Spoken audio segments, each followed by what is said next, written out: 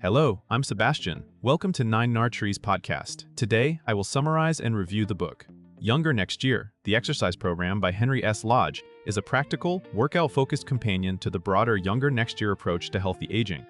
Built for people who want a clear plan rather than vague advice, the book translates exercise science into a structured routine aimed at helping readers stay strong, lean, energetic, and resilient as the years add up.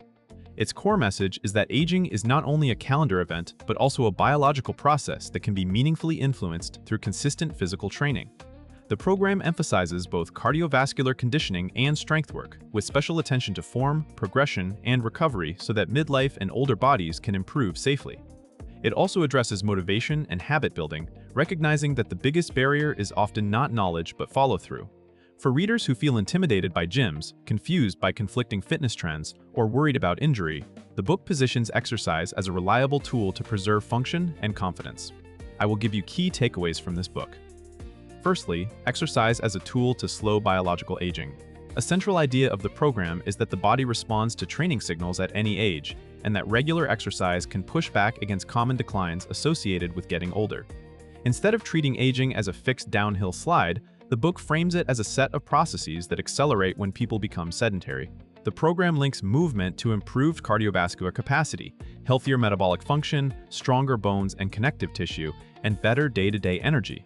It also highlights how exercise supports long-term independence by preserving mobility and reducing the likelihood of falls or frailty.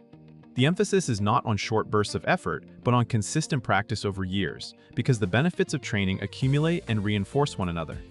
Readers are encouraged to view workouts as maintenance for the body, similar to routine care for something valuable. This mindset helps shift exercise from an optional hobby to a non-negotiable health habit. The topic also underscores that progress can be measured in functional outcomes, such as easier stairs, better posture, and improved stamina, not only in appearance.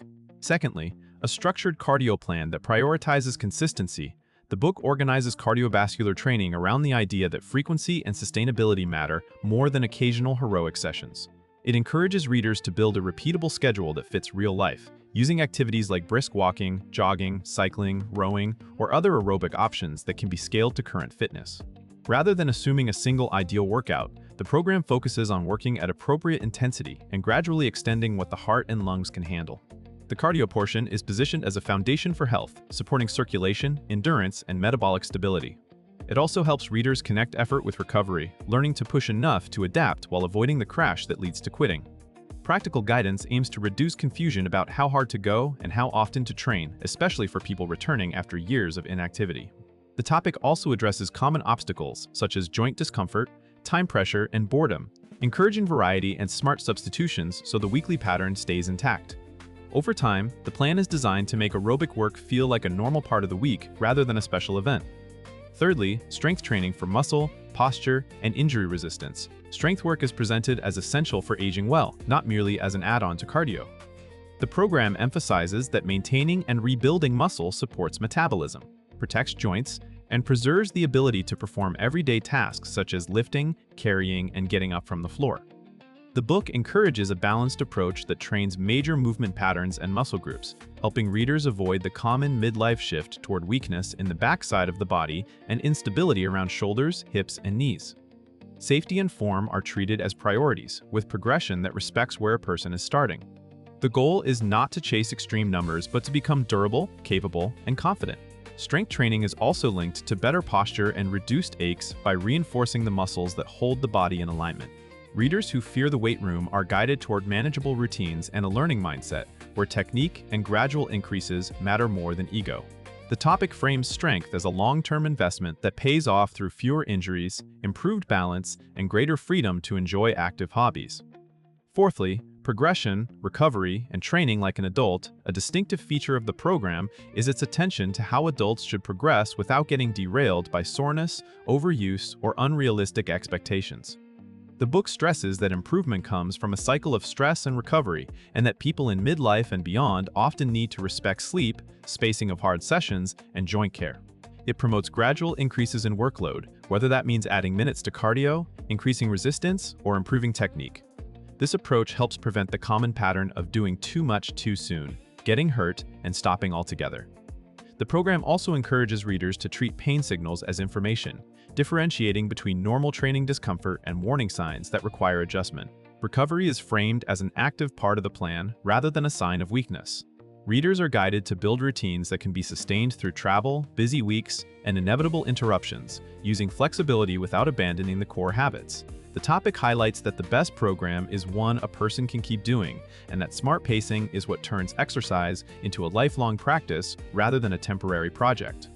Lastly, motivation, accountability, and making exercise automatic.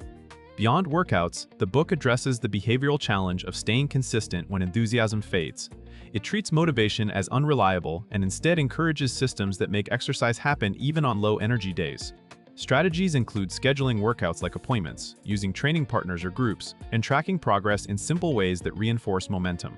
The program acknowledges that people often carry emotional baggage around fitness, such as embarrassment, past failures, or all-or-nothing thinking.